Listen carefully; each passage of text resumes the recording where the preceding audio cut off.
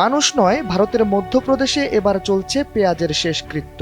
কষ্টের ফসল পেঁয়াজকে সম্মান জানাতে আয়োজন করা হয়েছে অন্ত্যেষ্টিক্রিয়াও। ভারতের বিভিন্ন প্রদেশে রাস্তা জুড়ে পড়ে থাকতে দেখা যাচ্ছে টনকে টন পেঁয়াজ, আর পাশে দাঁড়িয়ে কাঁদছে সেখানকার কৃষকরা। রপ্তানিতে দীর্ঘদিন বাংলাদেশের ওপর নির্ভরশীল দেশটি এবার পড়েছে ভয়াবহ বিপাকে। বাংলাদেশ নিজস্ব উৎপাদনেই যখন বাজার সামলাতে সক্ষম হয়েছে, তখন ভারতের পেঁয়াজ বাণিজ্যে নেমেছে ধস।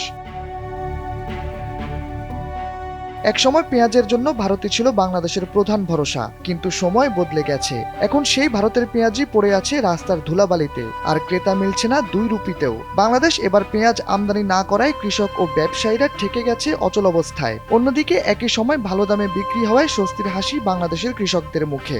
বাজারে দাম কিছুটা বেশি থাকলেও লাভটা সরাসরি পৌঁছাচ্ছে স্থানীয় কৃষকের পকেটে। আমদানি না হওয়ায় বৈদেশিক মুদ্রাও সাশ্রয় হচ্ছে।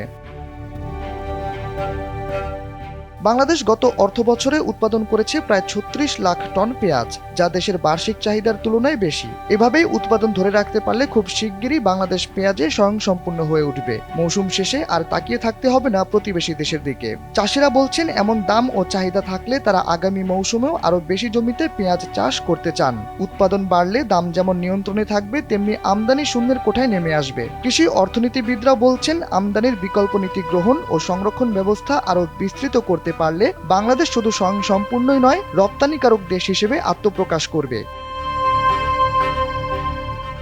কৃষি সম্প্রসারণ অধিদপ্তরের তথ্য বলছে, চলতি অর্থবছরে বাংলাদেশে উৎপাদন হয়েছে ৪৪,৪৮,০০০ টন পেঁয়াজ। বিপরীতে ভারতের পরিস্থিতি ভয়াবহ।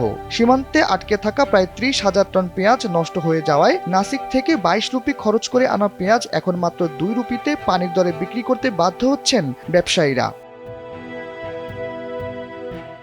একসময় ভারতের মোট রপ্তানি হওয়া পেঁয়াজের সবচেয়ে বড় গন্তব্য ছিল বাংলাদেশ। দ্য ইকোনমিক টাইমসের এক প্রতিবেদনে বলা হয়েছে, ২০২৩-২৪ অর্থবছরে ভারত বাংলাদেশে রপ্তানি করেছিল প্রায় ৭,২৪,০০০ টন, যা ভারতের মোট রপ্তানির ৪২%। অথচ ২০২৫-২৬ অর্থবছরে বাংলাদেশ আমদানি করেছে মাত্র ১২,৯০০ টন। তার সঙ্গে যোগ হয়েছে আরও বড় ধাক্কা। সৌদি আরব, সংযুক্ত আরব আমিরাত সহ মধ্যপ্রাচ্যের বেশ কয়েকটি দেশ ভারত থেকে মুখ ফিরিয়ে নিয়েছে।